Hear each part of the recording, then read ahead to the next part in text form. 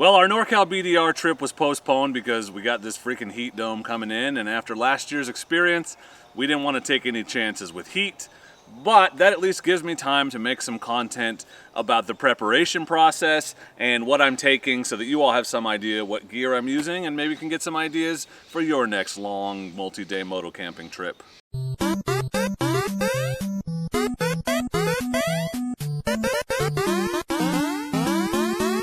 This video is about camping gear, so let me just start off by saying the bike and the luggage are placeholders. Right now, if I was leaving today, I would take the 790 and I would use this Coyote bag, but as you know, I'm fickle, so I reserve the right to change my mind before we go in a couple months, and I actually have some Moscow bags on the way that I'm going to test, so who knows, maybe I'll like them better and want to run those on the BDR. But for now, everything I have fits in this 39-liter giant loop Coyote bag, which is quite a departure from my first BDR trip 2 years ago, if you remember. I had 100 liters of gear and I weighed over 80 pounds. I weighed it all when I got back. I don't have a weight on this because I don't want to take it off the bike because I'm going out to do a shakedown run. I'm going to go out and camp off the bike using this setup, just make sure everything works as well as I want it to, which I always recommend that you do. I will be running this Rogue bag on the back of the bike. I'm just going to put my camera gear, electronics, and clothes in this.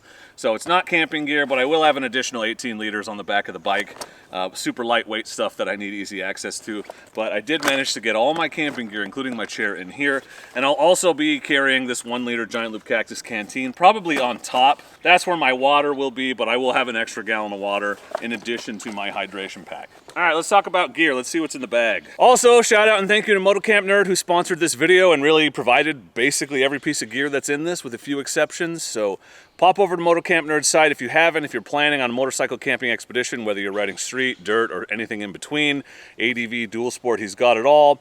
Everything on the site is carefully curated and selected by Ben to work for motorcycle campers, and I've personally seen him many times remove things from the site that turned out to not be as good as we thought they were going to be. So highly recommend that one-stop shop for all your motorcycle camping needs, motocampnerd.com. Pop over there, check out the site. Ben is a friend, I want him to succeed, so it's great to be working together because it's a total win-win in my book. So let's talk about the camping gear I am taking on my Northern California BDR trip in a month or so. First, and then right on top, bear spray. I always like to carry bear spray. It works on bears and not bears, as you know. So that's right on top of the bag and easily accessible should we need it. This is my Big Agnes Mica Basin camp chair. You've seen me carry this and use this 100 times. Love this chair. My favorite thing about it is all metal construction. So the legs are aluminum and they go into each other. There's no plastic coupler like you see on some of the cheaper chairs. And as a large person who frequently just plops into the chair, those plastic ones don't work for me. I've broken several of them. So I've had this Mica Basin. I had it on the Oregon BDR last year, in fact. So it's been on a trip or two with me over the last year plus. Big fan of this chair, love it. Also this year, I'm taking the Silky Big Boy. So my first BDR year, I took a bunch of different things to process firewood. Now, I'd be shocked if we're able to have campfires at all, but on the off chance we can, I want to have one tool that allows me to process firewood. When we go moto camping, redundancy is important, right? So I'm taking the Silky Big Boy instead of a hatchet or something because I can also use this if there's a log across the trail to saw through it. Admittedly, it takes a while, but it beats being stuck or having to backtrack an hour. So this is both for firewood processing, which I don't know if I'll need it for, and for trail clearing. It's good to have something that can do both. And the Silky saws, if you haven't used them, these are the best. Like, it's unbelievable how fast they cut wood. You can process wood incredibly quickly. Gotta have a first aid kit. This is the Adventure Medical Kit. Moto Camp Nerd sells this. So it's got all the basics in it, and just like to have that near the top of the bag as well. Extra fuel for the jet boil. Always try to carry one canister, and there's a canister in the jet boil. This also works with my thermocell. So I need two in case I want to cook while repelling mosquitoes, and then I have extra if the one in the jet boil runs out. Redundancy.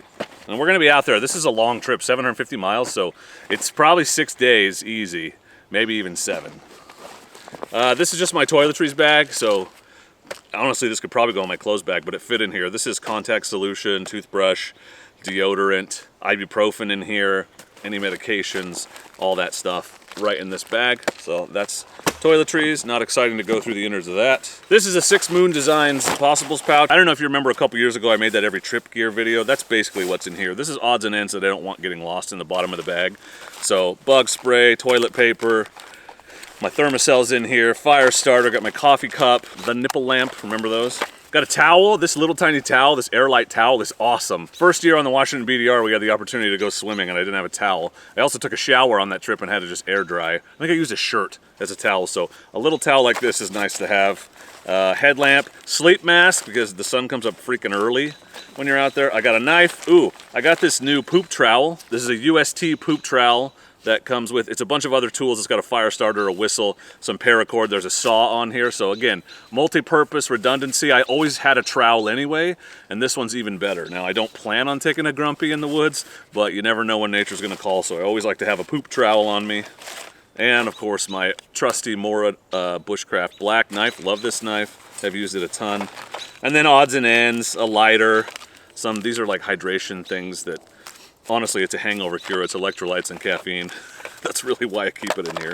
I'll put a list in the description of like the pertinent items from in here. I don't think you need everything. There's a spork in there. Pretty exciting. Man, I just packed all this up and I put it all in here to see if it would fit, and then I'm taking it out to make the video and I'm gonna have to shove it all right back in to go camping. Probably the biggest revelation in the last 2 years, and why one of the biggest ways I've been able to reduce the size of my kit is this right here. This is a quilt. This is that Enlightened equipment. This is the 20-degree quilt. They pack down so much smaller than a sleeping bag. I was always running those big Agnes Diamond Park bags, and I still love those. They're still the most comfortable, and I love them in the winter. But in the summer, something more minimal is nice, and this quilt packs down so small. Like, this is the size of a cantaloupe in your bag, and the other ones were just basketball size. So it is in an 8-liter Sea to Summit Evac compression sack. This is a waterproof compression sack. Hilariously, Event is the same liner that's in that MSR gear that I like to wear, so nice to have that symmetry, I guess. But this is small. Like, this is game-changingly small and so easy to pack. So love those quilts. Can't believe how small they pack down. Tent-wise, I got a new one for this trip. So I've been running that Tiger Wall UL2. I love that tent. It works well. It is in as good a shape as the day I got it. Nothing wrong with it, but I want to try the freestanding one. So this is the Big Agnes Copper Spur bikepacking tent that Moto Camp Nerd also sells. This one is fully freestanding. The Tiger Wall is mostly freestanding, but you do have to stake out 2 corners. That makes it a little smaller. I'm gonna give it a shot on the shakedown trip, which you'll see. There'll be a video here on the channel. And I've got the footprint for it. Once I'm done with the first trip, I'm just gonna shove this in here so they won't be separate. That's how it works with my Tiger Wall. It all fits in the bag. So the big thing about these bikepacking tents is you can see the 12-inch pole sections, so it fits in this bag so much more easily than a long full-size tent, which I'd have to strap to the top. Unfortunately, not cheap, but that's the price you pay for more convenience and higher quality, I guess. Nemo pillow, best camping pillow ever made. You've seen me use that 1,000 times. This Nemo Tensor is another game-changing piece of gear in terms of reducing your pack size. So it is basically the same size, maybe a little bigger, as my pillow. It's like the size of a tall can of Coors Light. This saves me so much space in the bag. I'm stoked. It's still pretty comfortable, still 3.5 inches thick. And inside here, I've stashed that tiny, this is a mattress pump, flex tail pump. This little pump supposedly will do 25 inflations. I won't have 25 inflations on the trip, so I think we're good. I won't even have to recharge it. Okay, I want to talk about tools last, so let's talk about camping gear. I've got 2 emergency peak refuel meals in here. The plan is to not have to eat these, but need to have them in case you're either just stuck somewhere for a while because someone breaks down or whatever, we can't get to town, or it's late, we need to stop and camp and there's no time to go to town and get food, whatever. Always good to have an extra meal or 2 on you. The hope is to not need them. Jetboil, fully contained with the Java kit. The fuel canister's in here as well. We've seen that one before. You know how that works. Oh, big pile of crap on the ground. And my Sea to Summit Arrows pillow. This is the smaller one. I like to have 2 pillows. Had a guy ask me in the comments one time, 2 pillows? What's up with that? And I said, it's like having 1 pillow, but there's 2 of them, which is true. Here's the real answer. I sleep with my arm up like this, and with just the pillow, it sits at an angle if I do that. But if I put this pillow underneath my arm right here, then the pillow can sit flat. So that's why I like to have 2. Stupid, I know. All right, let's talk about tools. A couple new additions to the kit. 1, Trail Tech compressor. This is the smallest, most compact compressor I've seen. You can get this handy dandy case, so I just throw it in the bottom of the bag and forget it. The tools are the last thing out of the bag on purpose. They're the heaviest, I want them lowest, and I'm also gonna use them the least, so putting them at the bottom makes the most sense so I'm not digging the camping gear out over them. The hope is I don't need the tools at all, so they stay in the bottom of the bag and that's it. On this side, I also have, this is the SBV tool kit. Moto Camp Nerd sells this, and I used this kit the other day to change the front tire on the 300L Rally, And I was super impressed with it. These are really well-made tools. And it's kind of a versatile kit because there's like a ratcheting wrench that has an insert that turns into a socket wrench. So this is the ratchet, right? You got two different size ratchets, but it also has a hole in the middle so you can use it as a T-handle wrench that spins if you use this thing. So it's got a bunch of redundant parts in there. The word of the day for this video is redundant, which is in itself redundant because I keep using it. Big fan of this kit. It's nice, it's not cheap, but again, it's the kind of thing that you buy once and will last you forever and you pass it on to your kids or whatever. So I eliminated my little tiny tool bag that I usually keep.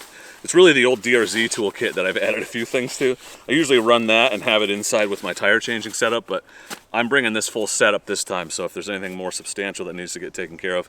And this combined with what's under the seat here, KTM toolkit's not awful. It has all the wrenches to take the tires off, I know because I've done it, is enough to do a tire change, along with my tire kit, which I keep in a Giant Loop Possibles pouch. But Dork, why do you need a tire kit? You're running a bike with tubeless tires. True. So the first thing in here is, this is an air plugger. Motocamp Nerd sells this too, but it is a little self-contained aluminum tube with reamer and the plugger with some plugs. I just put a little thing of rubber cement in the middle. It didn't actually come with that, which is annoying.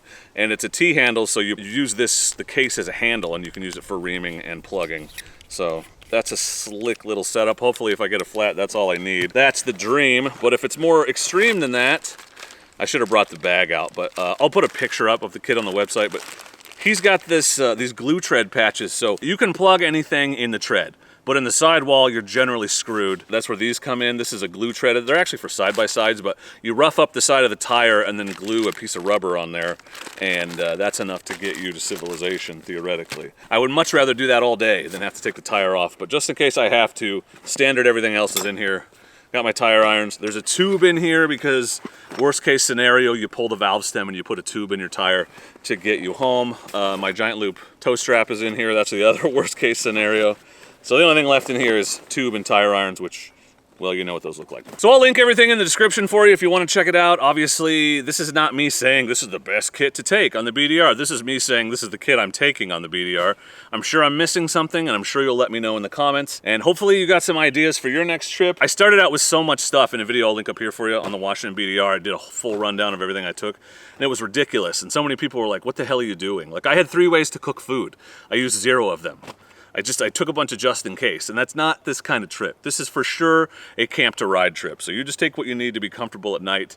You're not gonna be hanging around camp a lot, and so it's a more minimal setup, all of which I've gotten into this 39-liter bag, and I'm pretty stoked about it. So any questions about the setup, please leave them in the comment. Obviously, everything will be linked below, and once again, thank you to Motocamp Nerd for sponsoring this video, for providing most of this gear, and for being an awesome dude to work with all around. If you're looking for more moto camping gear advice, dual sport and adventure bike reviews, all that kind of stuff, please consider subscribing to the channel because I'm the dork in the road and I want to be your internet riding buddy. And I'm better than your regular riding buddies because I come with a mute button. Thank you for watching, and please do not forget to be excellent to each other.